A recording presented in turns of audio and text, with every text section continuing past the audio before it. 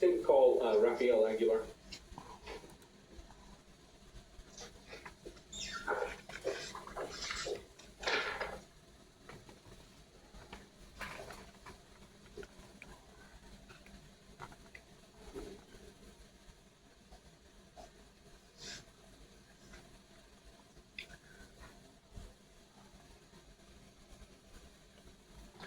Good afternoon, sir. If you come over here to my right, please. If you would face me and raise your right hand. Do you swear or affirm that the testimony you're about to give in this proceeding will be the truth, the whole truth, and nothing but the truth, and the penalty of law? Yes. Please have a seat. Sir, you see the microphone there. You do not have to speak directly into it. I ask you just to speak loud and clear. You may proceed. Thank you. Good afternoon, sir. Can I ask you to identify yourself for the record? My name is Rafael Aguilar. And what is your business or profession, sir? I'm a criminal investigator for the District Attorney's Office. And are you a fully certified and commissioned officer within the state of New Mexico? Yes, I am. And how long have you been a certified and commissioned officer? Just short of 21 years. And do you have any role with the Major Crimes Unit? Yes, I am the commander of the Major Crime Unit. And was the Major Crimes Unit activated on July 20th of this year? Yes. Did you participate in the investigation on that day? Yes, I was the commander involved, so yes, I responded to the PD. Now, in the course of the investigation, did there come a point in time where you spoke with a person by the name of Jared White? Yes, I did. Was he in custody at that time? Yes, he was inside the police department. And had he been advised of his Miranda warnings? Yes, he is. Did you ever speak to him directly? I did. I went in there just after the two ladies, two other investigators talked to him. And the person that you spoke to that you know is Jared White, is he present in the courtroom at this time? He is. For purposes of the recorded record, could you describe where he is and what he's wearing today? He's sitting at the defense table wearing an orange jumpsuit. Now, I want to be very careful that we observe our rules. At the time that you went in to speak with him, had you spoken to investigators with regard to the crime scene? Yes. Don't tell me what they said, but you spoke with them? Yes. Had you had any information from the field agent of the Office of the Medical Investigator? Yes. Had you talked to investigators who had interviewed other witnesses? Yes. And had you yourself spoken to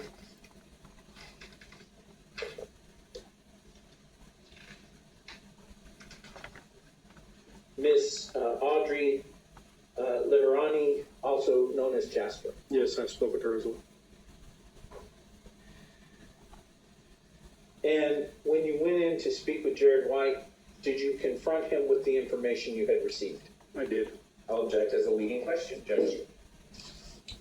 I'll allow it. Now, did he ever talk with you about having interaction with Joseph on that? Object as a leading question. Every one of these questions is premised with the information he wants to get, and he wants him to say yes or no. Overruled. Did you ever... Mr. Shiljan, I don't want the size, okay? Are we clear on that? You don't want size, Judge. I don't want you, if I overrule an objection, I don't need the sigh of disrespect on that, okay? Well, Judge, I would apologize. I don't mean it as disrespect. It was not even directed at you. May continue. Did you speak to him about him interacting with his son Joseph on the day in question? I did. And what, if anything, did he tell you about interacting or not interacting with him? I went there and asked him based on the information I've already received, and also with my interview with Miss Jasper. I went there and told him, and asked him if he knew his son was deceased at around 6 a.m. when he said he went in there and fed the baby. And how did he respond to you? He said he thought the baby might have been asleep. Did he indicate whether he had fed the baby?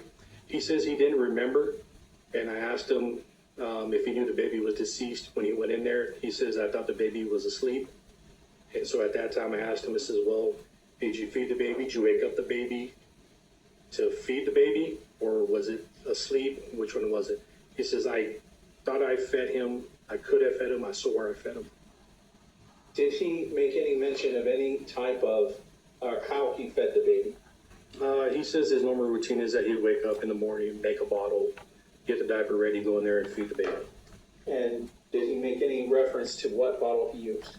He says that there was just a bottle there that he used, and it still should be in the room or on the counter. Did he describe it in any way? I just asked baby bottle, and he said baby bottle. Did you talk with him? I did a little, just from what I recall, just shortly. And did he indicate Bedroom from the night they put her to bed the night prior, and was still in the room whenever officers arrived.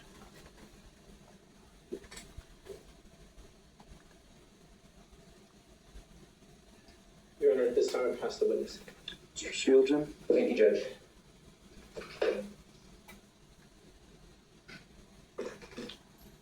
Is it Mr. Aguilar, Detective Aguilar? It's Aguilar. Aguilar. Investigator Aguilar's fine. Investigator Aguilar.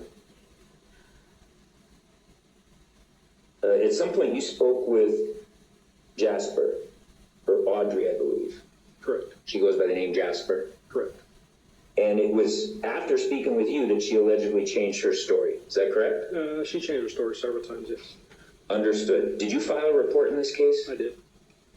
And that would have been filed under your name? Correct.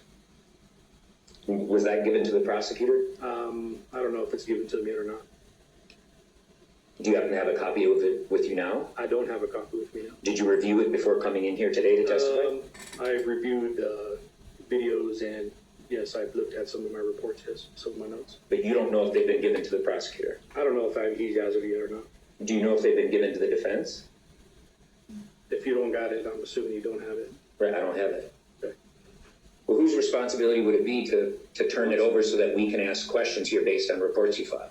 So whenever I complete a report and it's finalized, then I'll send it to the case agent, which is Stacy Senna, and I don't know if she's even got it yet. Okay, so you're here testifying under oath with reports that you are around but not given to anybody yet? So I'm testifying on the events that took place that day and the interviews and the videos that were recorded. That's what my report would reflect. Right, but without that report, somebody can't prepare to ask you questions about what you're going to testify to. The objection is to relevance. Well, I guess it would be low credibility, Judge, because I have no way of cross-examining him of whether the similar ways that I was able to impeach other witnesses or attempt to impeach other witnesses based on reports they file that I think we're entitled to a discovery phase. Judge, I'm not trying to tell the court or the prosecutor anything, but they want this, at the end of the day, they want you to put this guy on a life offense. And I think it would be appropriate that we have the reports in order to, what will happen, Judge, I'm not trying to tell the court anything, but I'll say this is my record. At some point, if this gentleman fails to show up at trial, one of the issues will be whether or not I had an opportunity to meaningfully cross-examine him. So that means that if now I'm cross-examining him, something happens, he changes jobs, he leaves the state, whatever, they're going to try to introduce everything he says today at a future trial on a life offense for this gentleman. And I haven't been given the videos or his report, and I have no way to meaningfully cross-examination. So I would, regardless of the court's ruling, I would just like to make a record of that. Your Honor, once again, the defendant is entitled to a preliminary hearing or a presentation to the grand jury within a certain amount of time. There is no right with regard to discovery except that the matter that the state has, the prosecution has, we turn over to the defense. And we've done that. Everything we get goes over, and that process continues. These are preliminary hearings. That's why it's called a preliminary hearing and not a trial. The discovery right kicks in for trial, not for preliminary hearing, and the state has not violated any discovery rules here. Well, I understand the nature of a preliminary examination is on a very short time frame. as we are now, and I don't think it would be expected that all evidence and discovery would have been disclosed in this short window, as it sometimes is not. Sometimes it can be, sometimes it cannot be. And so I'm going to sustain the objection. Your point's been made. I understand you have not received everything, and I don't think that's completely unexpected at this phase in a proceeding. Now, certainly if we're at jury trial, if that was brought up, that would be a completely different story. So you may proceed. Thank you, Judge. Did you attend the autopsy in this case? No, I did not. Jasper also told you that Jared would never hurt Joseph, didn't she? Yes.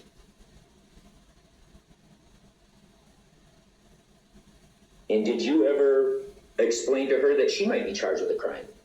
I told her she could be charged with a crime. Yes, I did tell her that. And is it after that she changed her story and then said that she saw Jared doing something? So I believe she started talking more of the truth based on the evidence I've already viewed and statements from other investigators.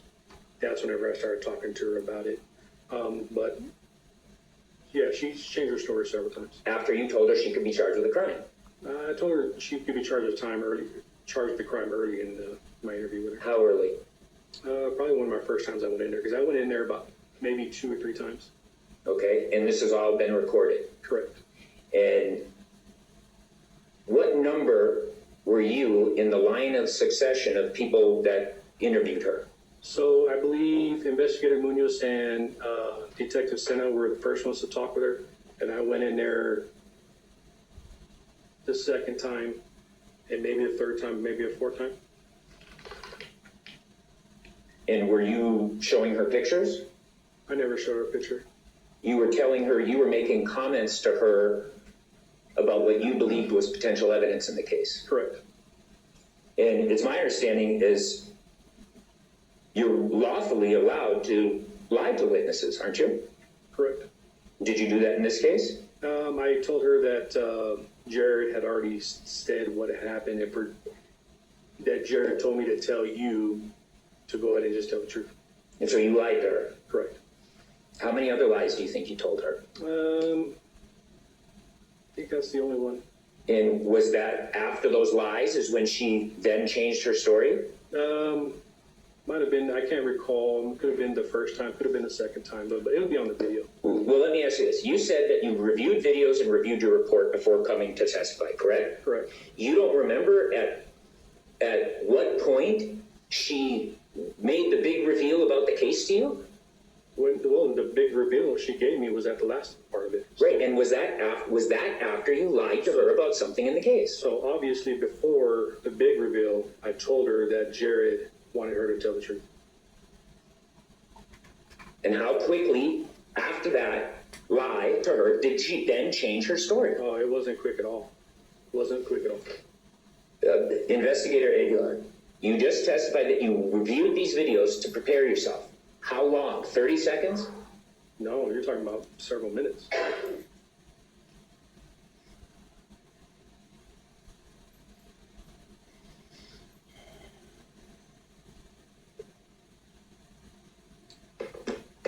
And was there any, did you read her Miranda warnings? I didn't. Oh, yes, I did. I am the one that advised her of Miranda. And was there any indication that the statements she was giving to you weren't knowing or voluntary?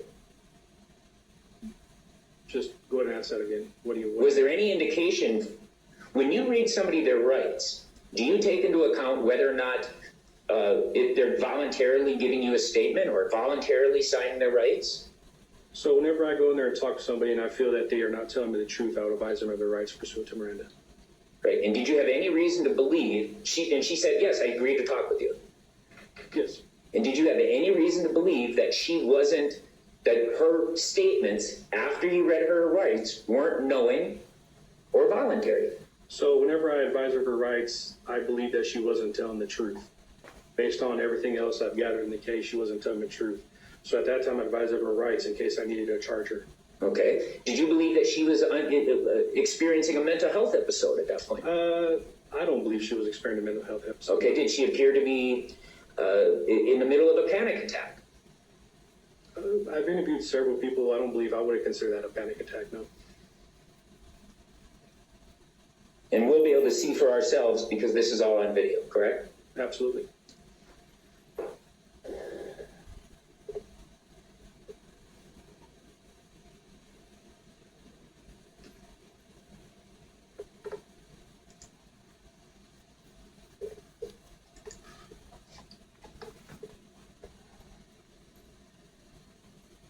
And at some point, Audrey or Jasper changed her story to say that she saw both hands wrapped around Joseph's neck, he being held in the air, correct? Held in the air. She said her front hand was wrapped around Joseph's neck. That's what she told you? That's what she motioned in the video. And so when it's put in the complaint that it states, Audrey described Jared to have both hands wrapped around Joseph's neck, that's not accurate? It's accurate. It just depends on how the warrant was written. Thank you, Judge. Okay, redirect. Just a moment ago, you gestured the way that Jasper gestured. Can you show that to me again? So whenever I went in there, I actually brought in a stuffed animal that we had in the briefing room, and I handed her the stuffed animal. She held the stuffed animal. She says the baby was still swaddled really tightly, and so the back of the head, the baby was here, and he had the baby like this. So the back of the baby with one hand and the hand Yes. on the neck. Correct.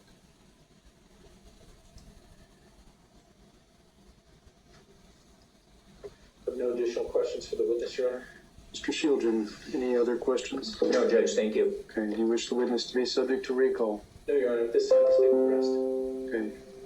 Mr. Shieldren, I assume you don't want him subject to recall? No, Judge. Okay. All right, do you have any evidence or witnesses to present? No, Judge.